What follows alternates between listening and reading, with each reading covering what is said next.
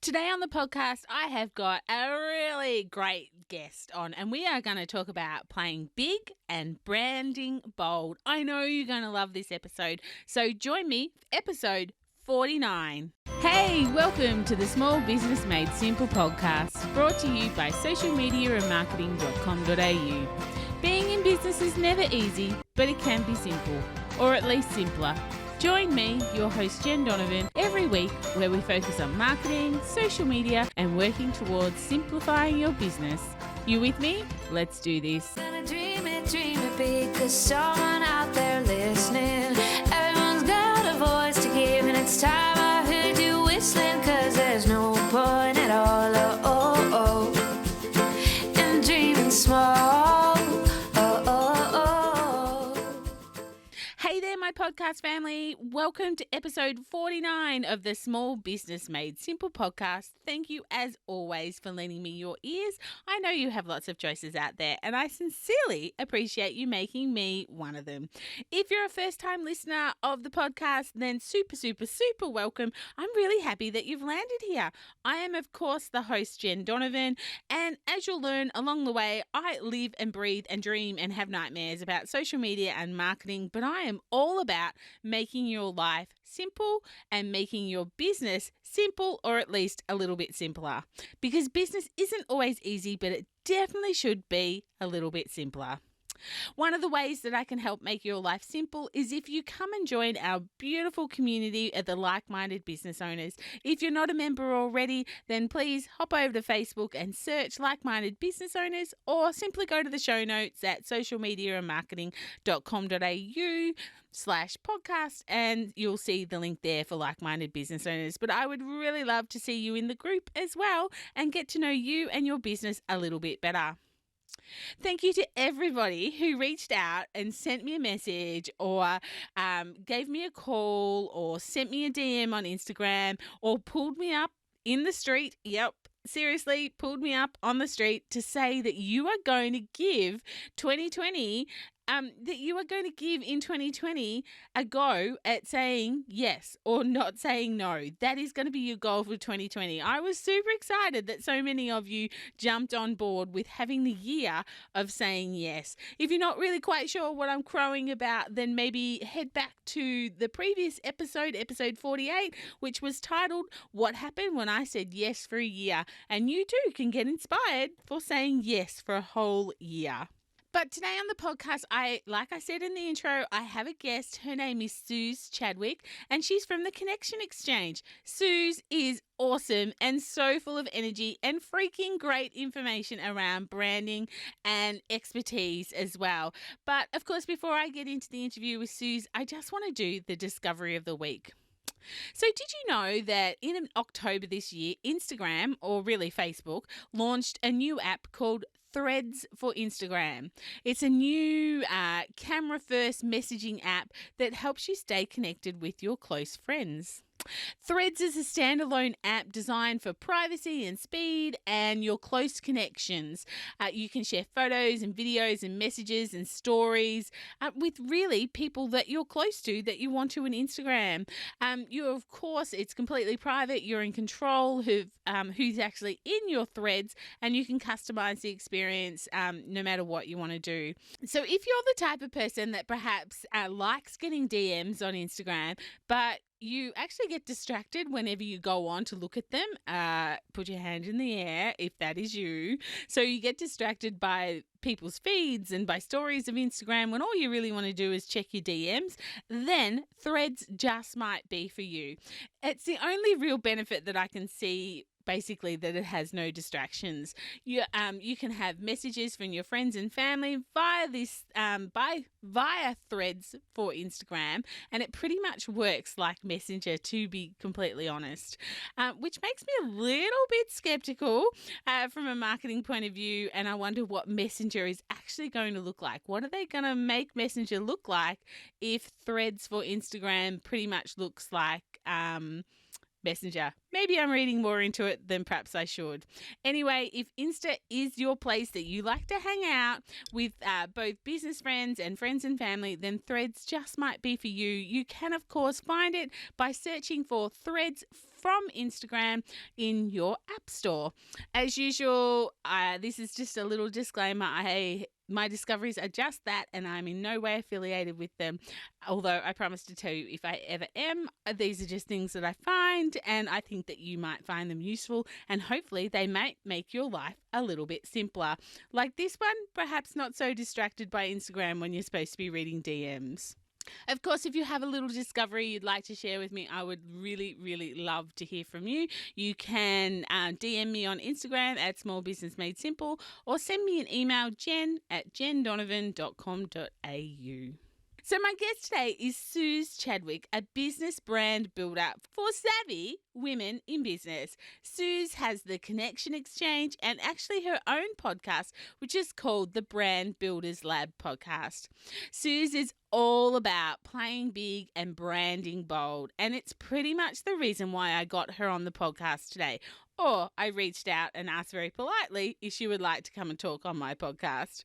Not only to talk to us about branding and branding bold, but maybe to inspire us to play bigger in whatever field of business we're in. I know this is a real goal for me in 2020 to play bigger, and so it kind of works with my not saying no philosophy that I told you all about last week. So without any further delay, let's dive into the interview today with Suz Chadwick. Thank you so much, Suz, for coming on the podcast today. I am really excited to have you on, and I can't wait for my audience to hear all about you and your business, and also about branding, which is why I've got you on today. But for those of my audience who perhaps aren't familiar with Suz Chadwick, can you tell us a little bit about who you are and what you do? Yeah, absolutely. Well, first of all, thanks so much for having me. I do love being on podcasts. So my name's Suz Chadwick. My business is the Connection Exchange. We were just talking about this. I've been in business for, I always say 4 to 5 years, because I kind of registered my business and then it took me about 12 months to actually sort myself out. So it's been about 4 years, and I am a business coach, brand strategist, and speaker. And I work mainly with women in business to help them to play bigger and brand bolder, which we are going to talk about in just a second.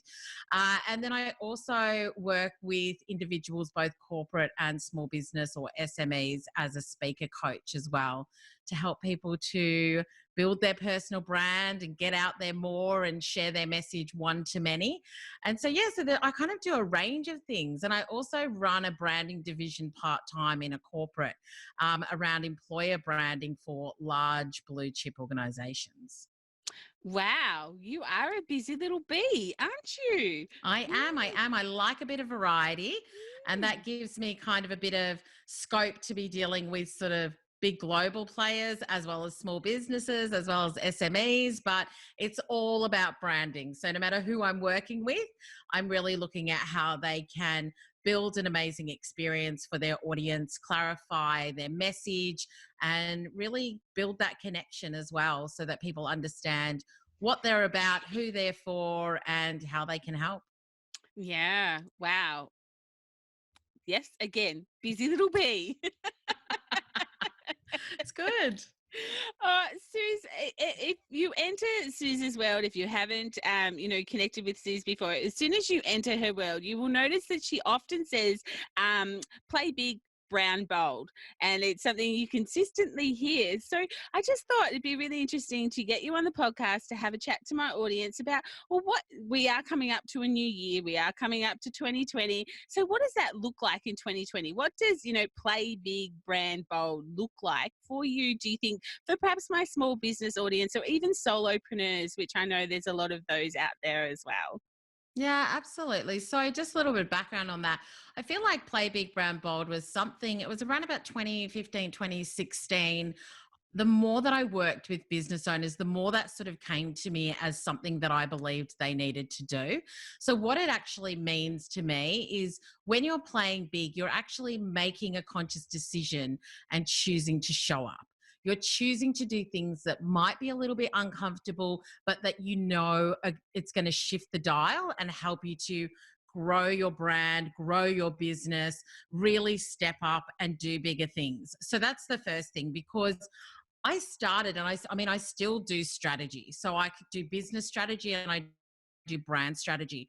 And when I started, I used to work with clients, give them these business and brand strategies and be like, this is what we're going to do. And then 2-3 months would pass and I'd be like, what is happening? Like, I wasn't seeing anything, nothing was happening.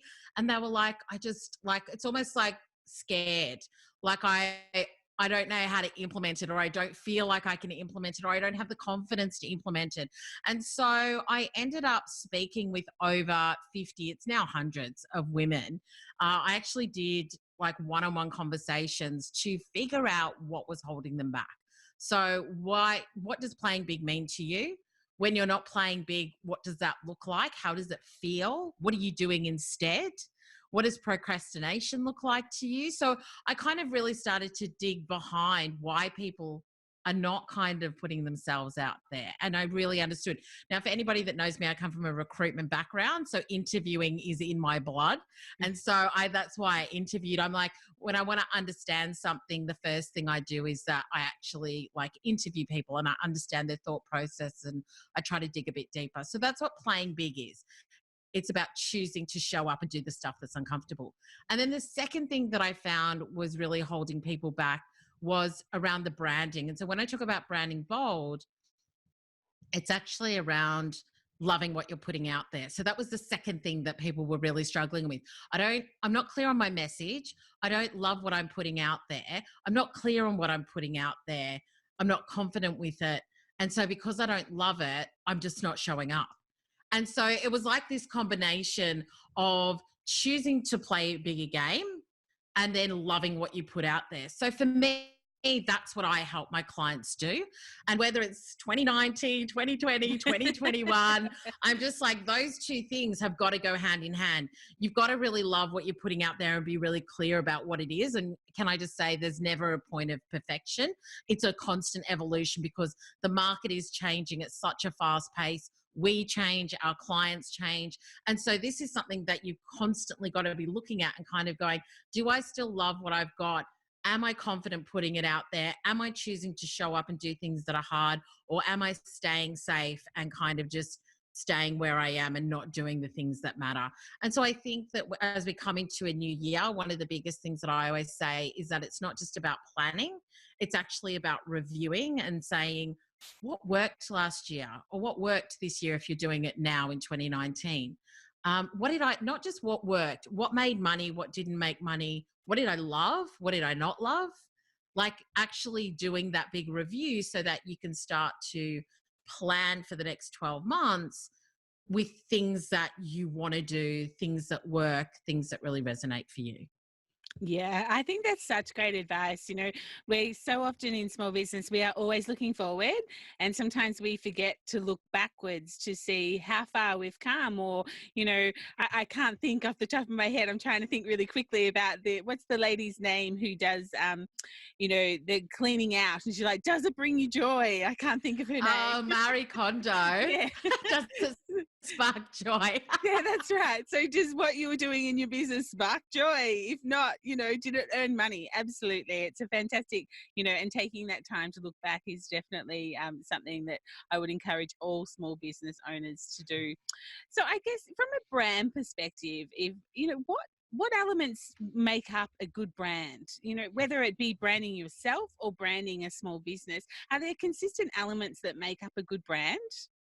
Yeah, so I kind of feel like I've created a bit of a overview of what I think really understanding your brand looks like and the key things that you need to really be looking at. Now, we're not going to be able to go deep into these, but it's a good overview for you to kind of take away and then look at more yourself. So for me, I kind of start with my brand purpose. So what's my vision, mission, and values? And this is something, this is like a little bone that I've got to pick, or it's like the hill that I'm willing to die on kind of thing, is that your vision, mission, and values have to be a living, breathing document or a living, breathing thing in your business that you use every day.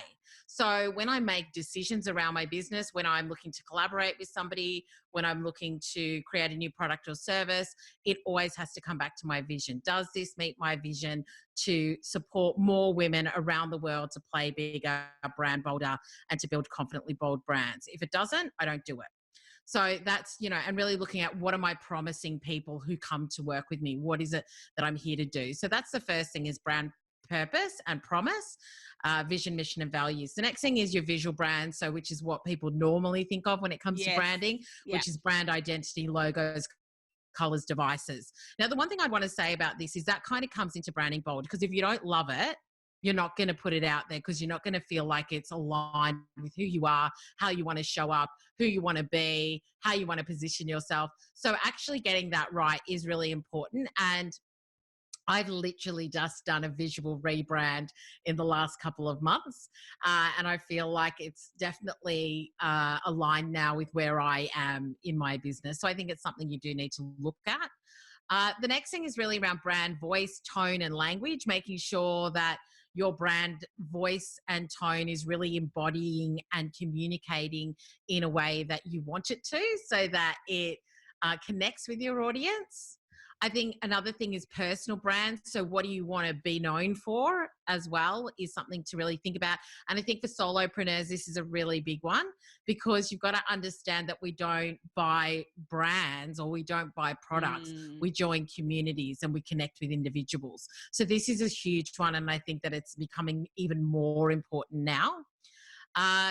Other things are brand and customer experience and creating memories for your audience, so that when they have an experience, they think of you, which I really love. And I think one of the biggest things, which I think we'll talk about a little bit as well, is brand positioning. And I think this is something that a lot of people don't do. So it's actually saying, do you want to be the Kmart or Chanel in your industry?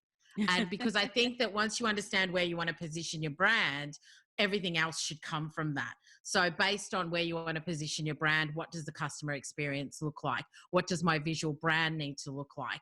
What's my brand voice and tone based on where I'm positioning my brand and who I'm speaking to?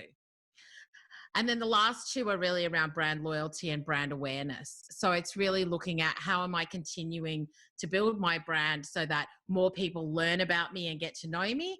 And then how am I building loyalty with the people that are already here and loving what I'm doing and connecting with me? So in a very short period of time, that's just like in like a nutshell, those are like all the elements, and each one of those you can go really deep into, and they should all interconnect as well. So those are all the things that I look at when I'm working with businesses around how they're building a really holistic and complete view and approach to their branding. Yeah. Just a couple of points I wanted to pick up as you were going through that. First of all was my chuckle when you said Kmart or Chanel, and the chuckle wasn't the fact that, no one should be a Kmart. I just wanted to clarify that. It was a chuckle of, in my head, they're just poles apart. Yeah. But somebody has to be the Kmart and somebody has to be the Chanel. Oh, I don't think it's a bad thing to be a Kmart if you are deciding that you're going to claim that space. Absolutely. Kmart does pretty well from what I know. But yeah, you've just got to claim your space, I guess, is my point with that. Yeah. So I just want to clarify my little chuckle there. That wasn't, no one, I'm not saying people shouldn't be the Kmart. I think, if you want that space, absolutely live it, love it, breathe it, be it. But, and the other thing I wanted to pick up at the very start when you were talking about the fact that you'd been through a bit of a rebrand, and I think that was a really great point that, it's an evolution. It's it evolves with you. So how long has it been since you've done a rebrand? So you said you've been in business 4 or 5 years. Is this the first time you've rebranded? It is. Yeah, okay. I've kind of always known, and because I come from a branding background as well, I'm not a graphic designer, but I was really clear on how I wanted to come across visually. And the thing that I really invested in, which I think was one of the biggest shifts or changes in my business, was professional photography. So back in like 2015, I did a huge shoot with Fee Mims, who's a photographer here in Melbourne. It was like an all-day shoot, and I ended up using those photos, and I still use those photos, but I ended up using those photos for like 3 years. Yeah. And so that's kind of where I had a lot of fun and a lot of color, and a lot of my images were very, tailored to what I wanted. And then I just used the colors that I really liked. But this is the first time that I hired a graphic designer to rebrand, because I thought, let's do this. Like, why not? But I have to say that before that, I really loved my brand as well. So I think my point that I would make there is that if you've got something that you really love and you feel like it's a true reflection of who you are and where you want to position yourself and how you want to come across, then, then go for it. But if you don't love it, then I think it's 100% worth investing in professional design. Yeah, yeah. And I guess we were talking just before we press record on this podcast about, how you do evolve yourselves when you're in business and that sort of thing. And so, the brand that you've got today may not be the brand you want in 2021 or at the end of 2020, depending on how you've evolved and your language and how you want to position yourself as the year goes on, of course. Yeah, Yeah. absolutely. So of all those elements, because we do live in a really highly competitive and super, super crowded sort of world, no matter what business you're in, whether it's service or retail or small or big, it's super competitive and crowded out there. So of all the elements, what can help us, or what sort of tips and tricks do you have for the listeners on how they can actually stand out with their brand and get noticed? Yeah, absolutely.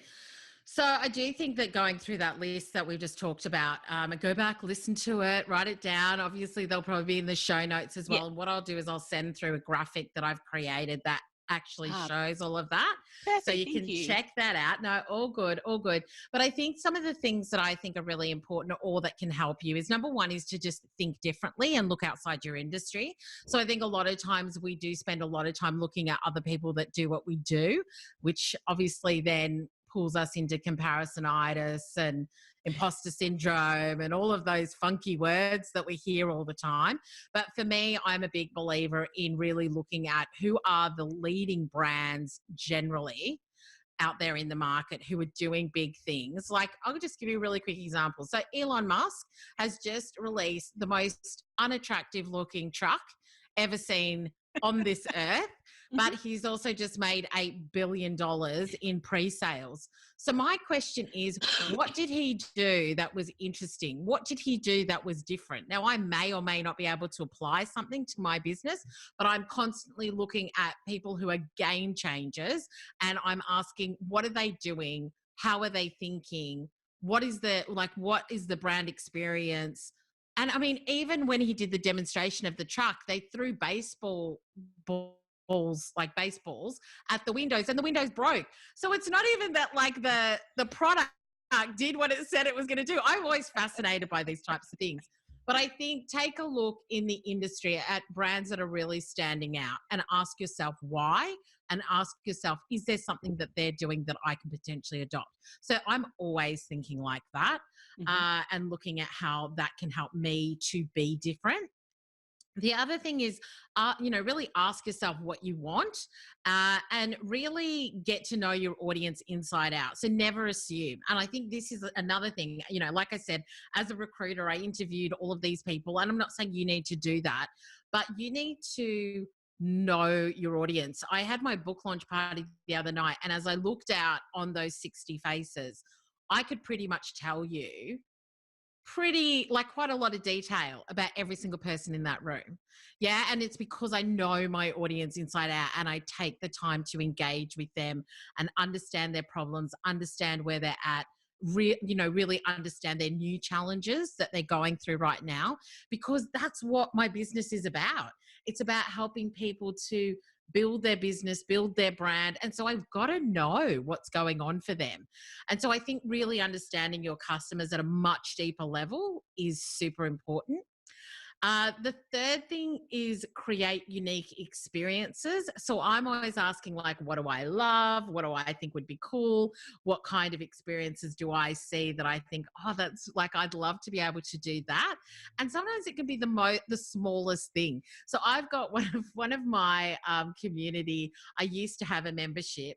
And like 3 years ago, when you joined the membership, I'd give you like this gold sparkly notepad, a pen, and a lint chocolate that had my picture and logo and stuff on it that I got custom made. And it's like, it's a factory down near me in Melbourne.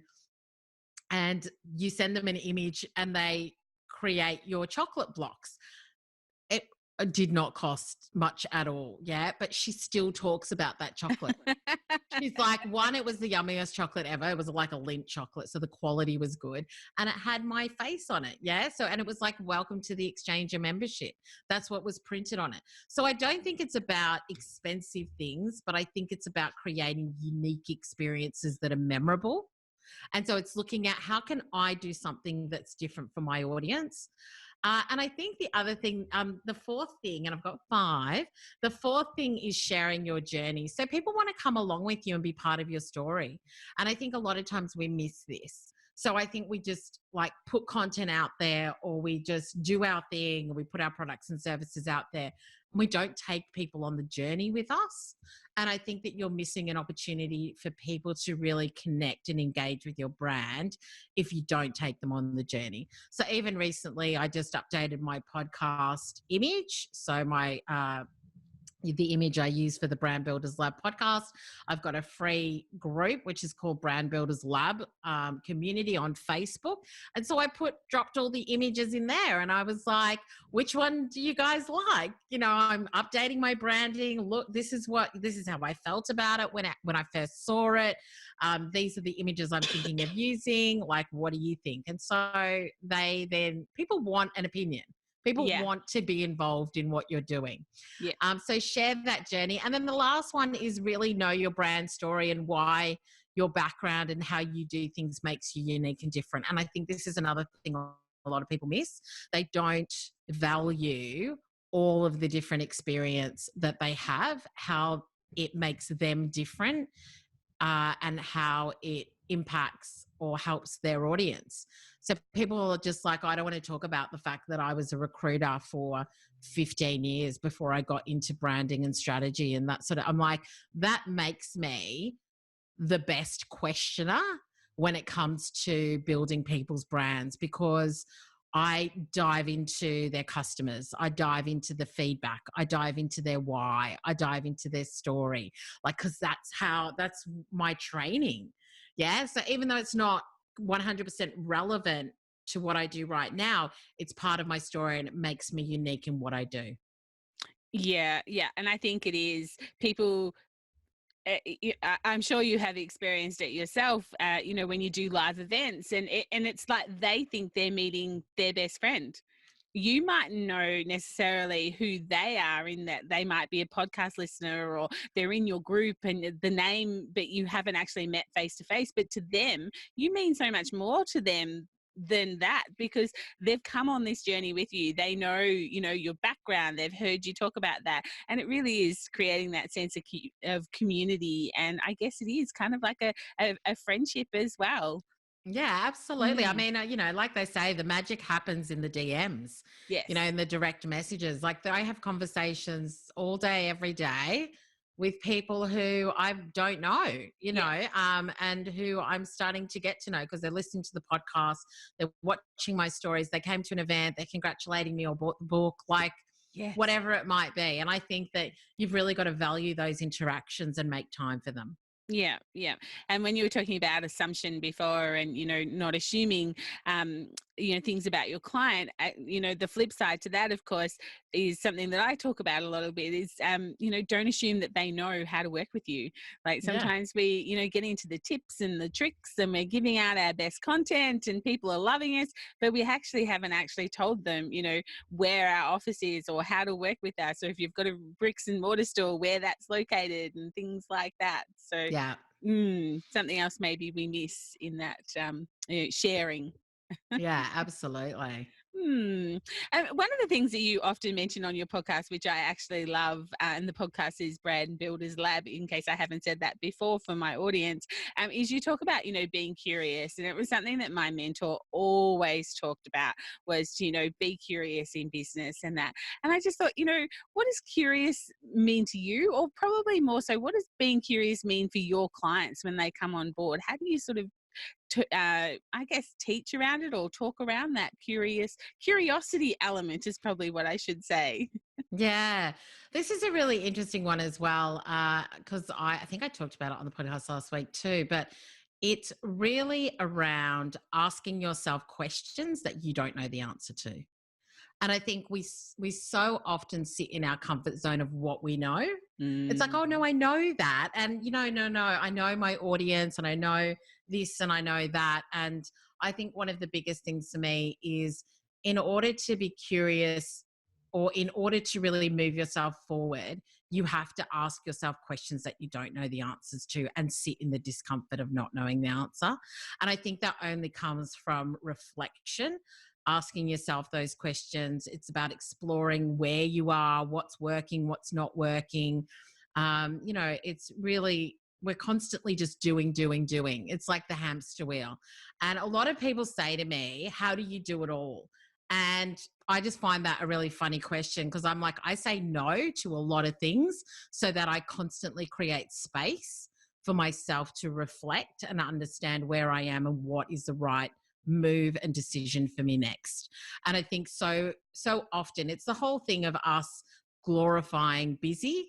And I think that when you glorify busy and you fill up your calendar with all of the things, you don't actually give yourself the space to be curious, and you don't give yourself the space to reflect and ask yourself the questions that you need to be asking.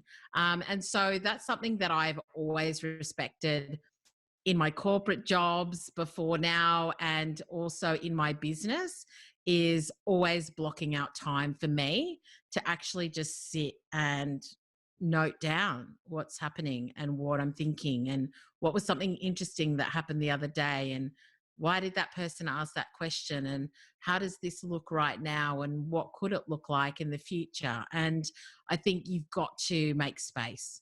I think all of the people that I really respect and people who have been really innovative and leaders and, people like Oprah and Steve Jobs and Elon Musk and all the rest of it, they have always said that they have given themselves the time and the space to create and to get curious. And I think that is, I wouldn't want to live any other way, if I'm honest, because I think you miss the magic when you miss those moments. Yeah.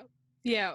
Yeah, what a lovely way of looking at it. Yeah, and also, when I've used curiosity and that sort of thing inside my business, it's a really great conversation starter when you want to ask an uncomfortable conversation as well. Like, maybe you want to know something from someone who perhaps is a lot further along their journey than what you are, or something like that. To start off a conversation or an email with, "I'm just curious," really does, it creates a good base, I guess, to ask the question rather than just coming out with, "How do you do this?" Yeah. Yeah. And I think the other thing we talked about this at Confidence Rising as well is surrounding yourself with expanders, which are basically people who really challenge you and who help you to think bigger. And I think that if you can find people like that, then those sorts of conversations are even better. So I've got a few, and I'm just like, how much did that cost? And what was your profit margin? And what were the things you learned?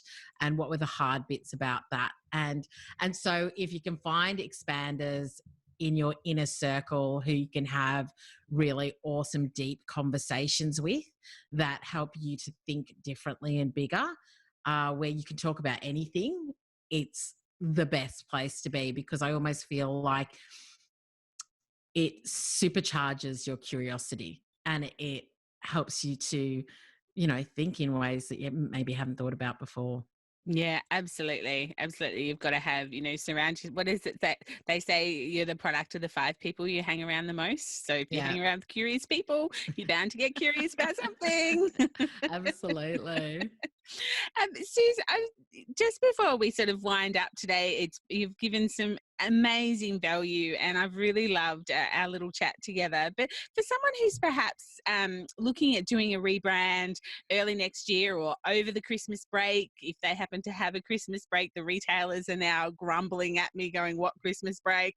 But, that whole rebrand, other than all the great points that you've given a little bit earlier, do you have any just a simple tip or trick of something to help them with that rebrand that perhaps you haven't mentioned already? Yeah, I mean, the only thing that I would really say is to go back to your positioning and your connection. So, really connecting with people and letting them know, like you said, and I say it as well, letting them know how they can work with you, how they can buy from you. Also, making your customers the hero of your story and Mm. really making them, the forefront of the message as well is a really big thing. When I work with large corporates, I do a lot of employer branding, and I'm like, your employees have to be the hero of your story. It's actually not about you. It's about them and what, somebody comes and works here, what's the experience they're going to have, what have other people experienced that have worked here? What are some of the awesome things that you do? What's your why? What are some of the charitable things that you do? So I think that if you're a retailer or a solopreneur, ask yourself, how are you making your customers the hero of your story? And how are you showing their experiences and the outcomes they've had working with you or buying from you? Because I can tell you now, it's more when I see somebody I trust or one of your customers using a product or a service, or see them wearing your dress or whatever, telling your story, that I'm like, oh, I want that, or that's really interesting, or I need to go check that out. So I think that that's something that a lot of people don't do. And I think it's a missed opportunity. Yeah, beautiful. Very great advice. I think, that user generated content. So other people, doing your marketing for you in some ways. Yes. Yep. Great. Suze, if you've said anything on the podcast that my listeners have sort of related to or would like to, dig deeper into, what's the best way that they can get in contact with you, and where can they buy your new book? Wow. Wow. No, thanks for asking. So my website is theconnectionexchange.com.